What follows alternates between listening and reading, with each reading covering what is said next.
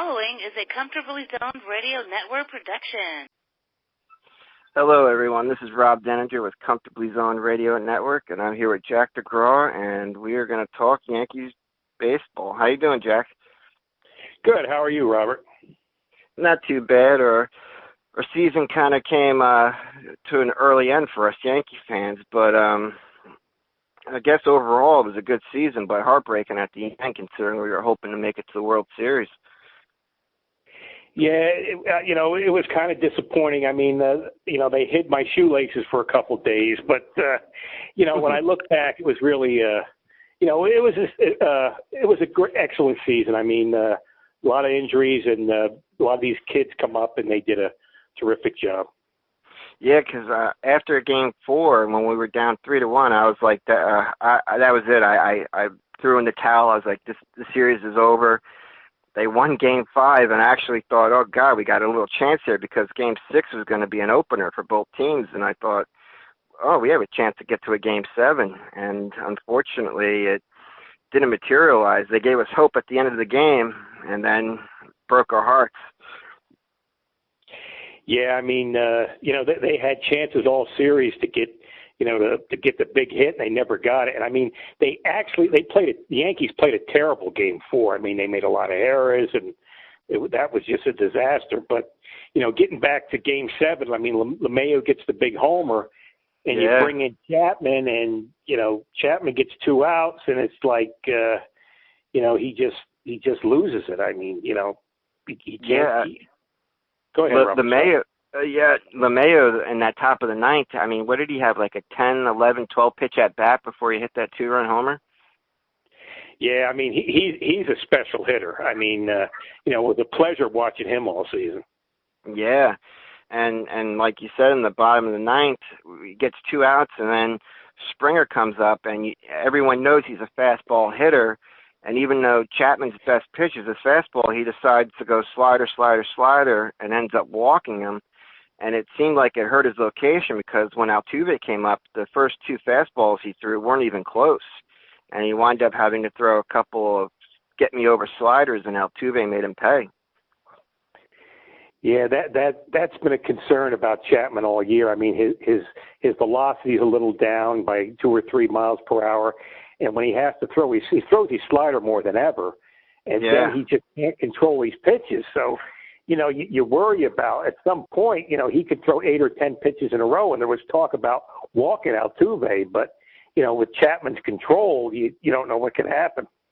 Yeah, and given, you put that runner in scoring position, and just a little bloop single will win you the game. Like Luis Gonzalez's hit against the Yankees in the World Series with the Diamondbacks all these years ago. That single that got over the infield that was drawn in. So, I mean, you never know what happens if you walk that batter. You could still lose the game.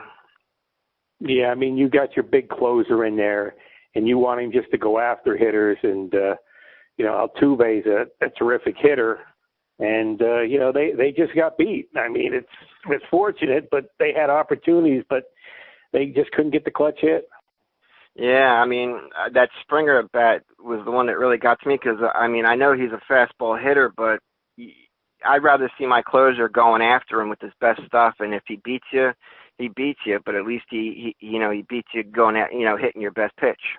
But it just seemed like Sanchez and Chapman won no part of Springer. Yeah, I would think they just be aggressive, just go up there and, like you were saying, if you're going to get beat, go out swinging. You don't want to rely on a secondary pitch. Yeah, but I mean, overall, I think Cashman came out today and said, our pitching wasn't what cost us a series. It was our inability to hit with runners in scoring position that cost us a series. Yeah, I mean, they had the similar issue was like 2 years ago when they lost to the Astros. They couldn't hit it in Houston 2 years ago. Last year against the Red Sox, they couldn't pitch. And this year, they just couldn't get that, that clutch hit. With all the injuries and all the big sluggers, I mean, that catches up to you. Yeah, I mean, outside of Gleyber Torres' big game in the first game and Aaron Hicks's, timely home run, they really didn't do anything. None of the big bats stepped up and did anything really in this series. Well, what was the runners in scoring position? Was it something like 4 for 46? I mean, they had plenty of chances. Yeah, I think they batted under 100 for the series with runners in scoring position. But yeah, I mean, they had plenty of opportunities with runners on. They just couldn't get them in. I mean, I think I saw the last time I saw it, they batted .063, somewhere around there. I mean, that's low. I mean, Houston didn't do much better, but their hits were timely. Yeah, I mean, they had Verlander on the, Verlander pitched a good game and so did Cole, but they did what they wanted to do. They got him to throw 107, 108 pitches. They could have got him out in the seventh inning. And game 3, they had Cole on the ropes the first 3 or 4 innings, and they just could not get that hit. Yeah. So, that's baseball, as they say. Yeah. And other bit of news, we were talking off air, Aaron Hicks, he's going to have Tommy John surgery, and his rehab's going to take 8 to 10 months. Yeah, I mean, you just wonder. I mean, the guy seems to be injury prone. I think he did too much weightlifting, and he hurt his back, and he's pretty much done till August next year. Yeah. I mean, he just seems to be one of those players that just can't stay healthy. Yeah, he can't stay healthy at all. Yeah, I'm looking at the Yankees stats for the championship series. LeMahieu had a good series, batted .346, and Carcione batted .0.56. He was 1 for 18. Sanchez batted .130. Gardner batted .136. Hicks batted .154. And Didi batted .217. How many strikeouts did they have in the series, Robert? The Yankees. They had, quite a few. Sanchez had 12. Carcione had 11. Gardner and Judge had 10. And Hicks had 5. Torres 4. They had a lot of strikeouts, especially with Sanchez and Carcione. Gardner and Judge all had double-digit strikeouts. So really, like in something like 100 at bats, they struck out like 45% of the time or something. Yeah. So I mean, Sanchez struck out 12 times in 23 at bats, and Carcione struck out 11 times in 18 at bats.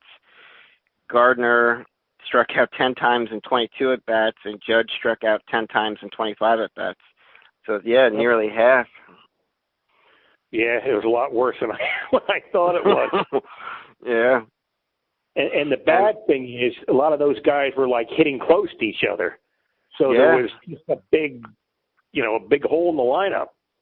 Yeah, and Stanton only played, I think, 2 games. I was really hoping I thought he would have a good series, and he started out game 1 with the home run, but then that quad injury pretty much limited him to just 1 more game, and he wasn't effective in that game either. Yeah, I mean, we talked about it, for most of the season. He didn't get a lot of at-bats this year, and he tried to come back late in the year. And, when a lot of times these guys come back and they're not fully recovered, so, that caught up to him. And, it's a shame like a guy like Talkman didn't get hurt. I mean, I think a guy like that would have been great to be in the playoffs, just the way he hits the ball. That goes with the pitch and stuff. So they miss guys like that. Yeah, and I'm surprised with how much and Carcione struggled that we didn't see more of Maben, because Maben, he only had 3 at bats in the series, and I think he had 2 hits and 7. What was it? Oh, he went 1 for 3. But he had a good year. I would have liked to see maybe him in the lineup, maybe more than once. Yeah, I mean, like I keep saying, you get these sluggers, and you get the big pitchers like Verlander and Cole and Greinke, and the Astros bullpen when they had to be were terrific. And if you're struggling, you can't catch up to the fastball, and we've seen what happened. Yeah, and Urshela, he he went 5 for 21, but he had a couple of big hits, including 2 home runs. And you got to wonder. I mean, these big bats that just seem to go quiet in big games. Players like Urshela and LeMahieu, they're important because they put the ball in play. Well, that's what made the Yankees so much fun to watch all year. They bring up these guys from the minors, and they're not swinging from the ass all the time. They're putting the ball in play and going to the opposite field. And when you get against the big guys in the playoffs, you got to hit the ball. You just can't just keep swinging for the fences. And we've seen it happen a lot for the Yankees, who like 2000 to 2008. They get in and they get beat by pitching because they got too many big hitters. It works in the regular season, but in the playoffs, it's a whole different game. Yeah, and when we were talking off air, I mentioned like in Game 6, with the Yankees going with an opener, I would have liked to seen maybe Austin Romine behind the plate and have Gary Sanchez batting at DH instead of Encarnacion. Because Romine, he's a gritty little hitter. I mean, he can come up with some big hits, and it gives Sanchez a break from behind the plate. Yeah, I mean, Romine does seem to have an act of getting some big hits, and he always seems to like knock in a run or get a single or something. And it's just like I'm surprised he hardly played at all in the playoffs. Yeah, and in fact, I don't even think he had one at bat or one plate appearance in the championship series. Yeah, he didn't even he didn't have one at bat, so they didn't even use him. Wow. I mean. Yeah. You're right. They should have stuck him in the game. Yeah, because I mean, even though Sanchez, he had a big single and a big home run in a game. I mean, he batted, like I said, 130 and had 12 strikeouts. And the only hitter that was worse than him was Encarnacion, who batted under 100. Yeah, it's just it was pretty much much a horror show, and it's. I mean, really, what can you say? I mean, the pitching was good enough, but the guys who they had a good enough team to win it, but the guys just they didn't come through. They just didn't come through in the clutch. And we talked about that during the season, how one of our concerns going into playoffs was the bats might go cold again, and it did in this series. Yeah, it's happened numerous times in the last 20 years. So like I say, Robert, we're talking off air, it's not exactly a shock. Yeah, and even though we won Game 5, Verlander, you got to give him credit. He had a rocky first inning, but then I think he gave Houston, 6 shutout innings after that?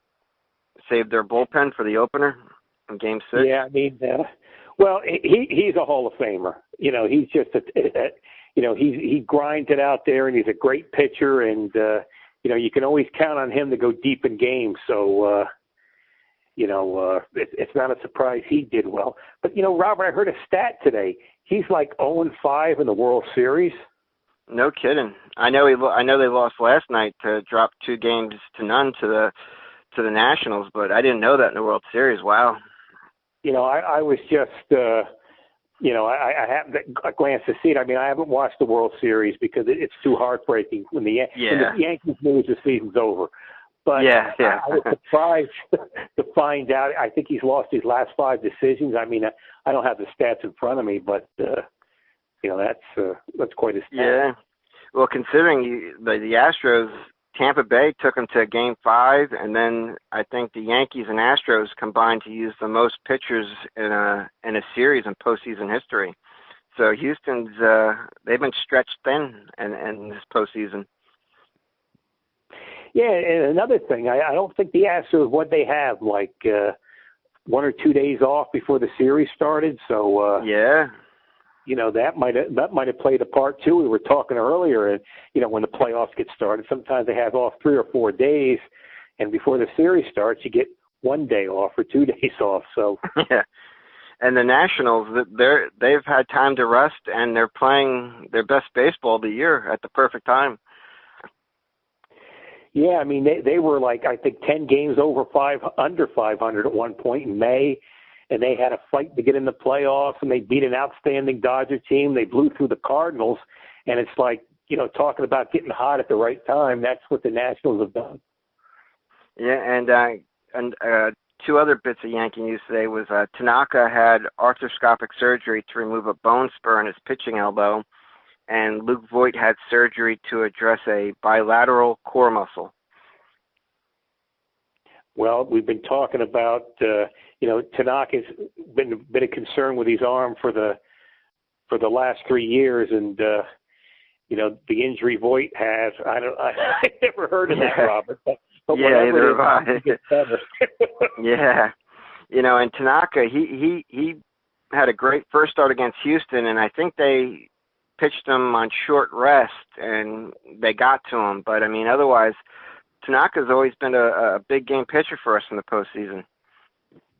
Yeah, I think he's got 5 or 6 wins, and he seems to come up big. But, he's a guy, he always needs that extra day. If he gets on short rest, he just doesn't seem to, be the same pitcher.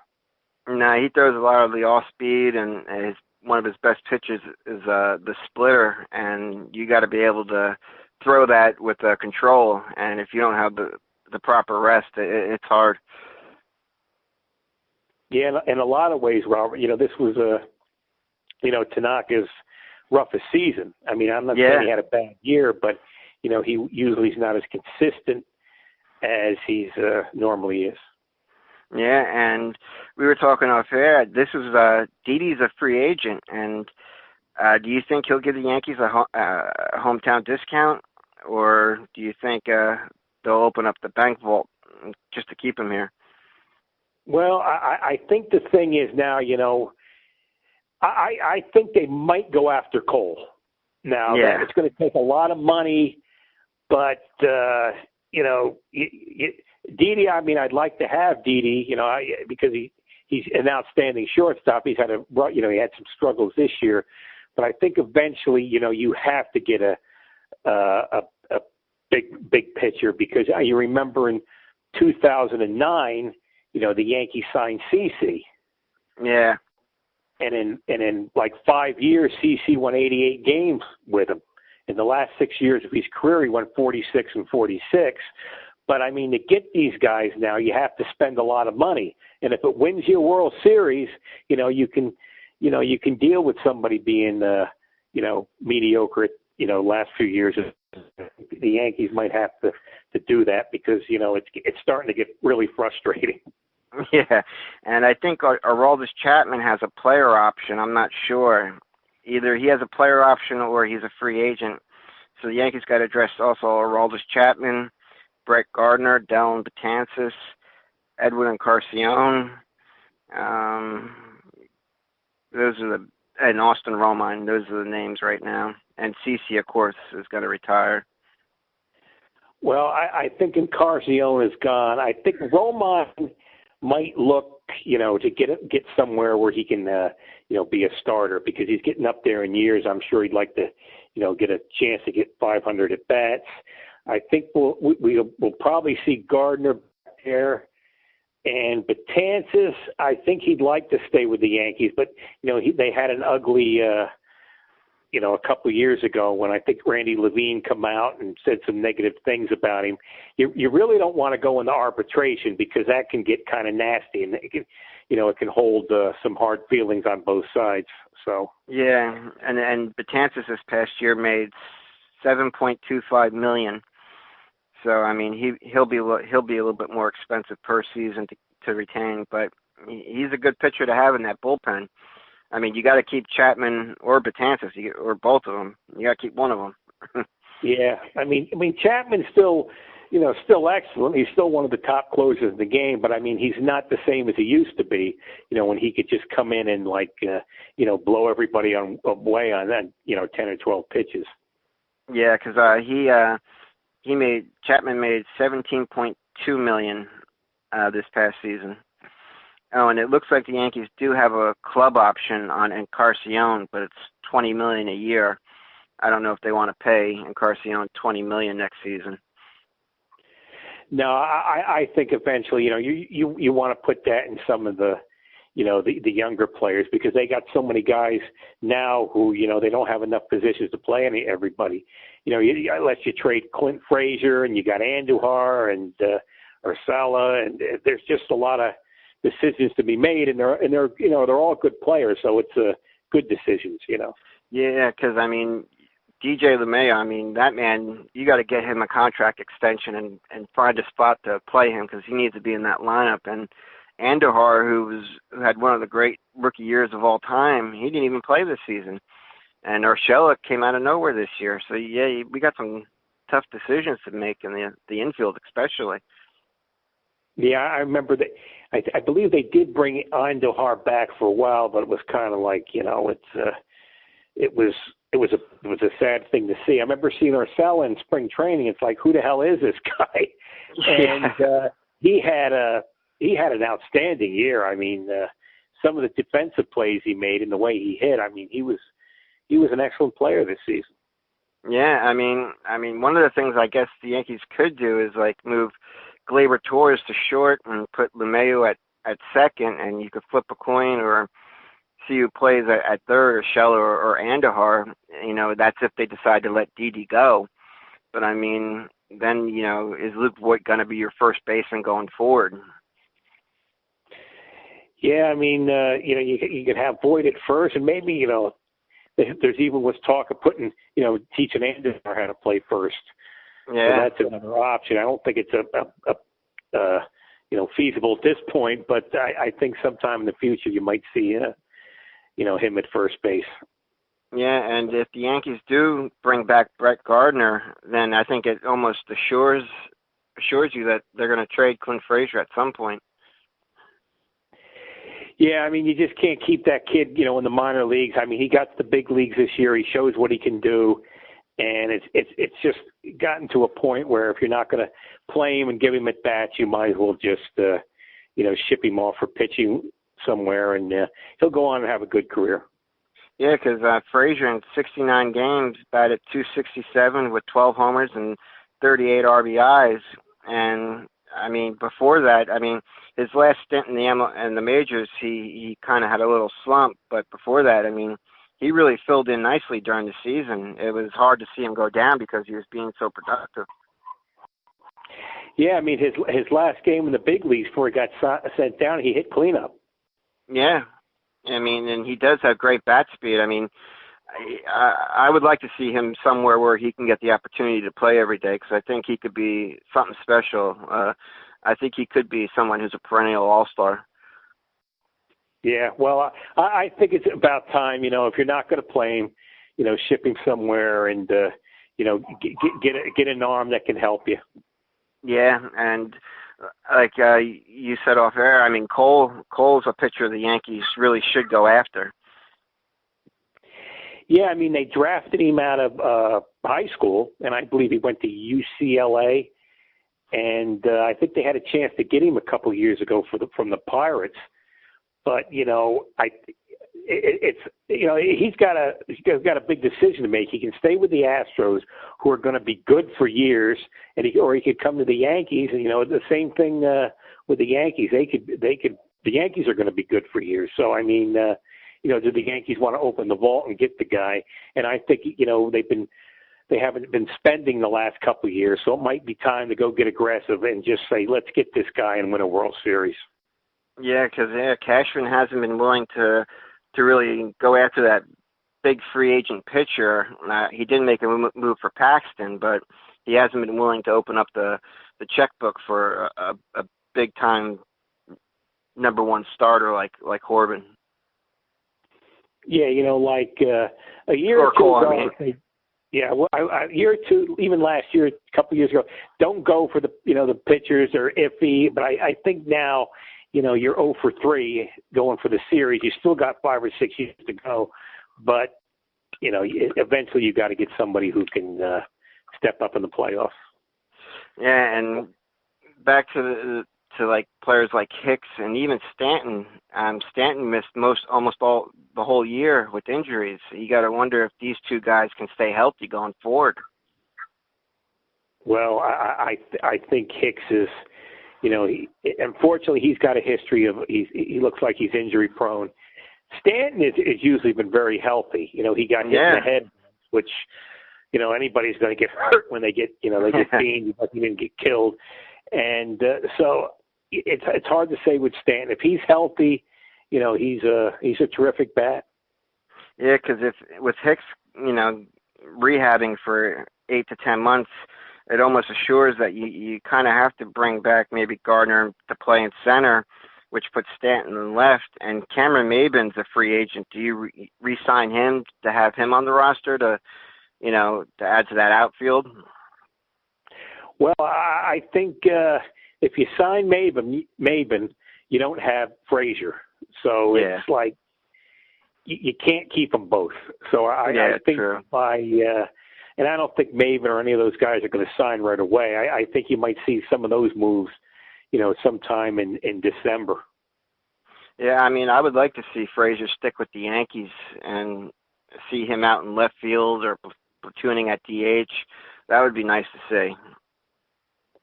Yeah, he's got a terrific at bat, and I think he could, he'll be a good left fielder. Yeah, but it does give the Yankees a lot of options, especially with like Andahar and Frazier. They do have some nice chips to trade if they want to make a move. Yeah, it's always it's kind of rough to see what they're going to do at this point. Yeah, because another young guy was Estrada. He looked good when he came up and filled in from time to time.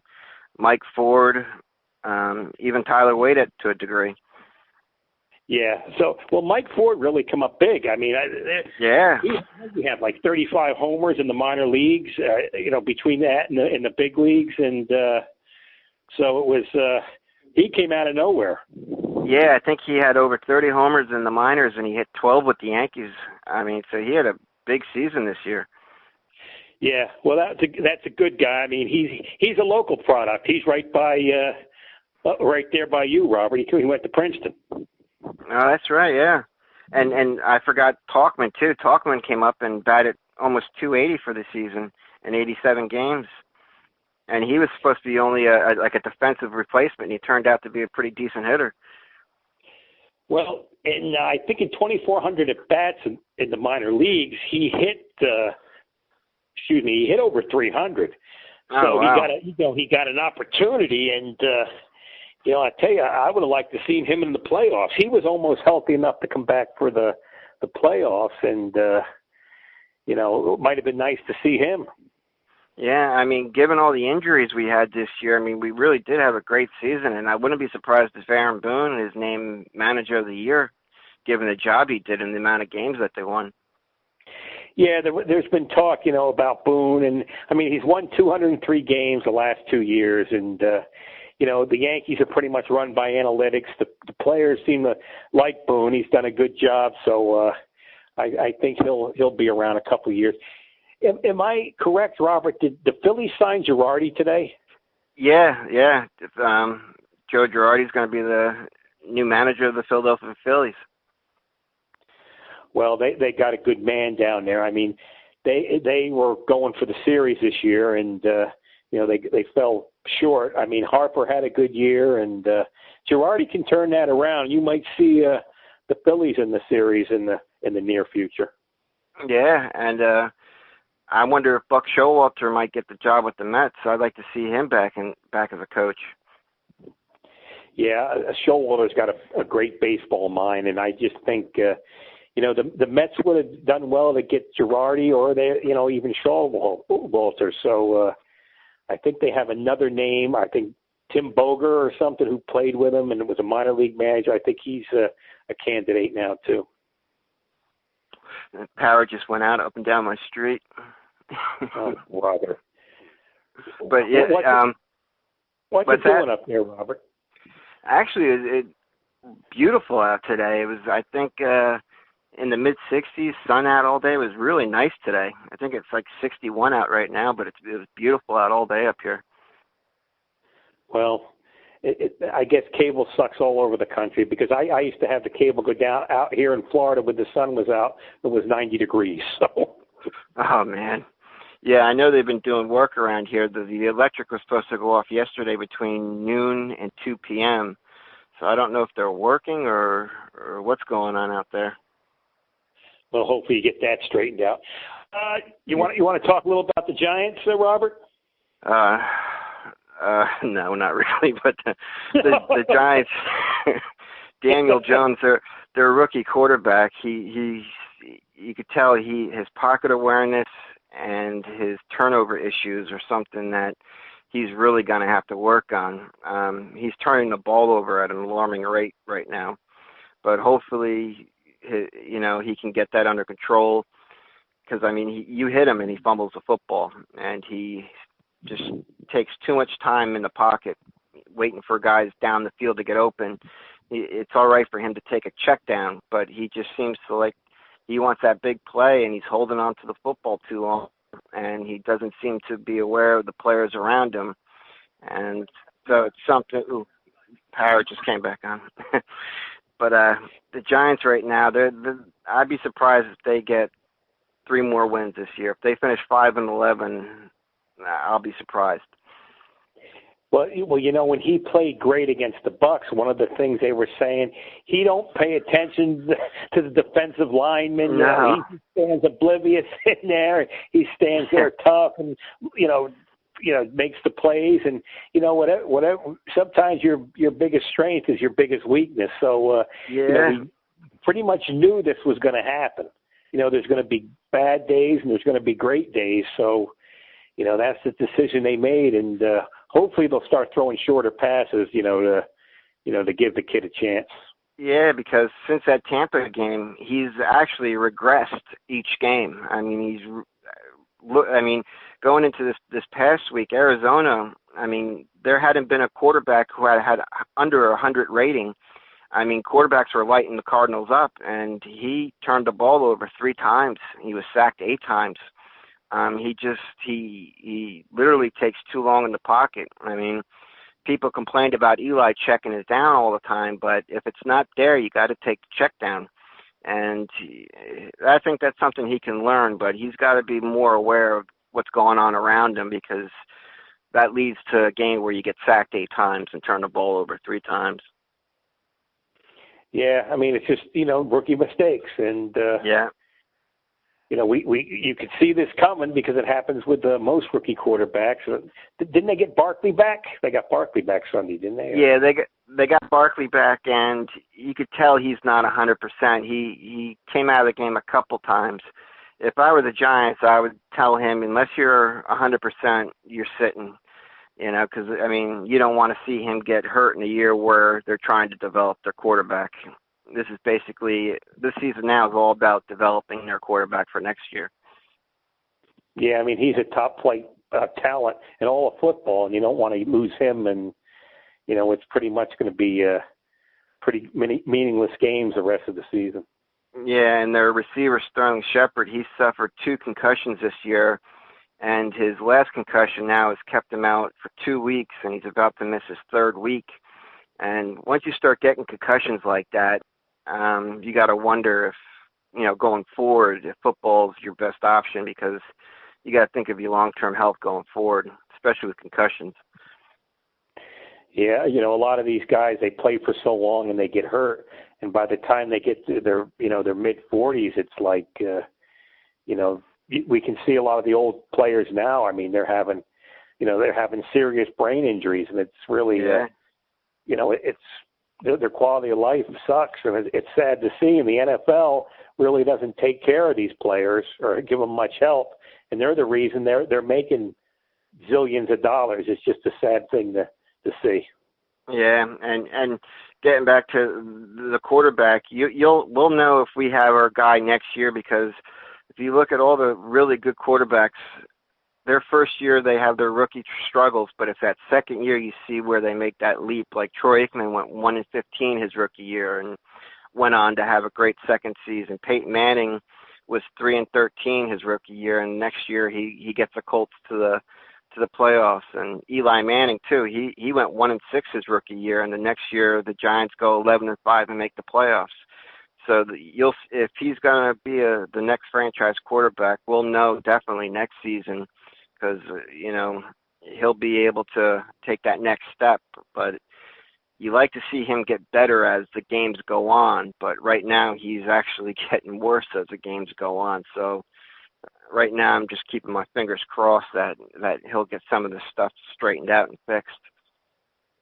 Well, a lot of these defensive coaches, they know, they got a rookie quarterback back there, and they know what his struggles is, and they'll just keep on, throwing these different packages at him until he shows, he can handle it. So it's because that first game against the Bucks, there wasn't a book on him yet, and since then defenses they're rushing for him and maybe blitzing a guy here and there, but they're making him hold on to the ball and they're getting to him. Yeah, it's I down here, Robert, I don't get a chance to see the Giants too much, so it's it's hard to really analyze what's going on. I just see in the stats and some of the highlights that things aren't going too well. Nah, it's like our baseball season up here is over.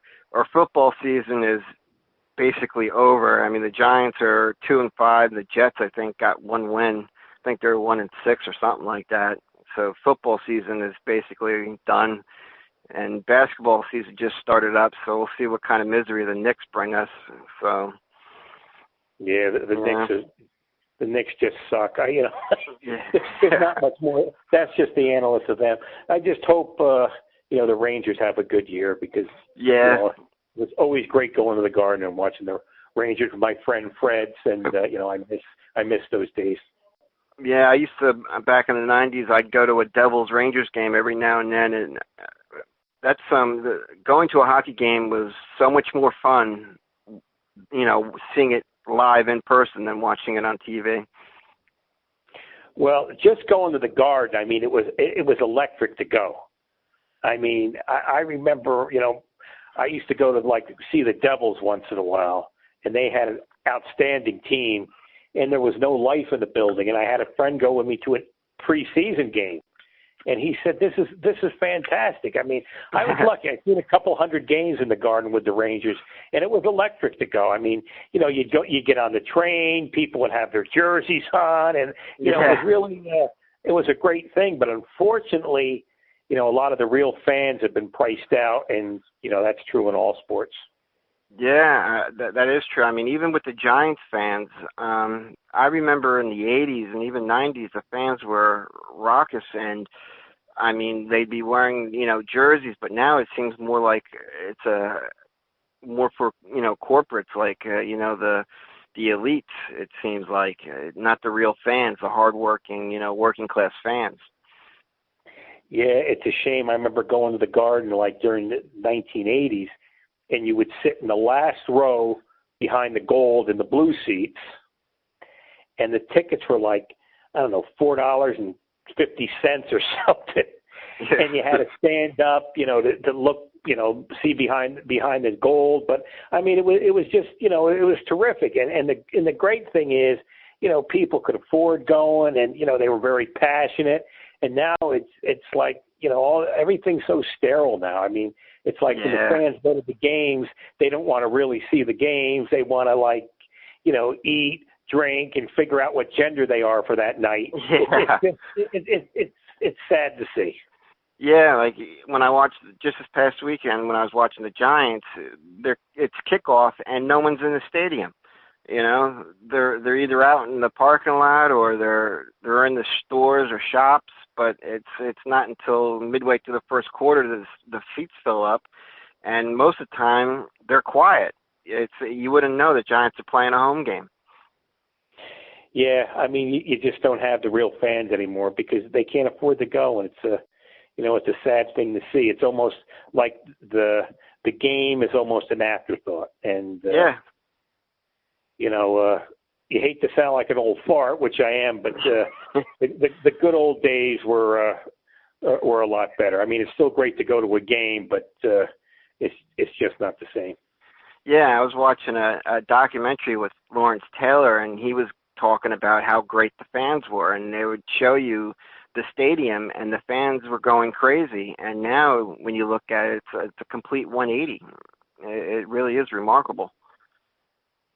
Yeah, I remember I had Jet season tickets for 3 or 4 years, the late 70s and the early 80s.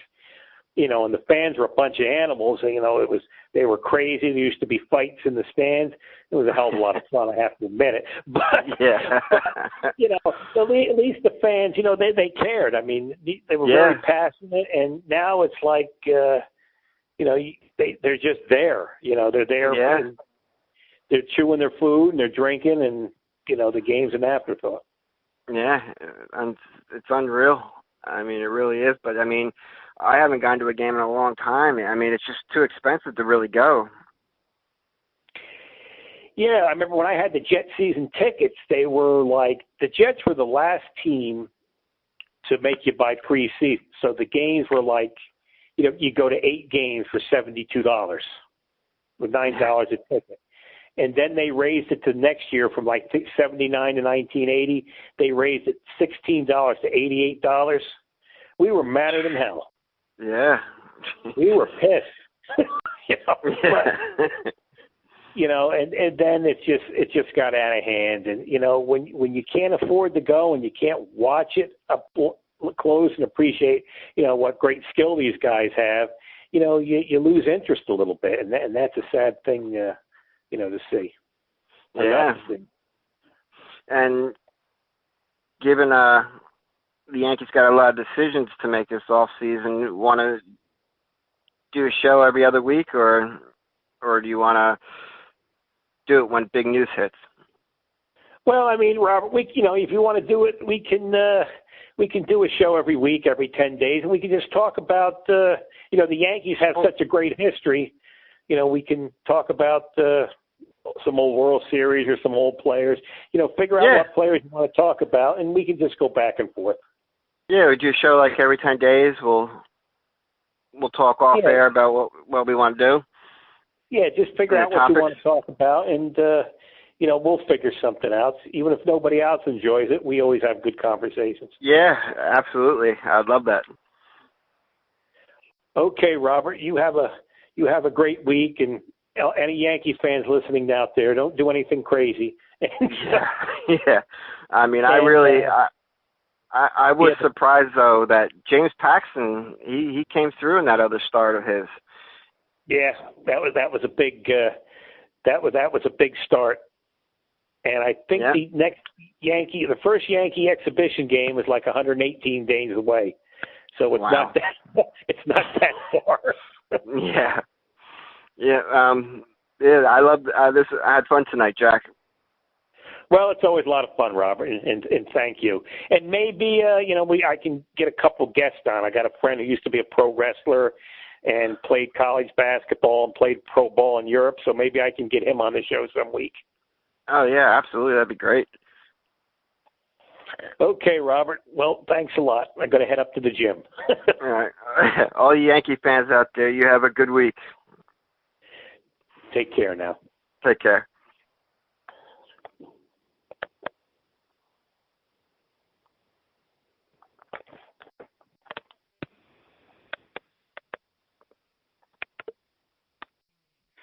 The proceeding has been a comfortably zoned network production.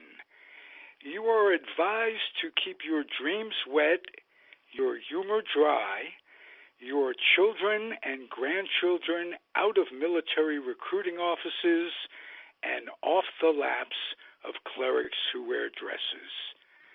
Thank you for listening, everyone. Happy trails.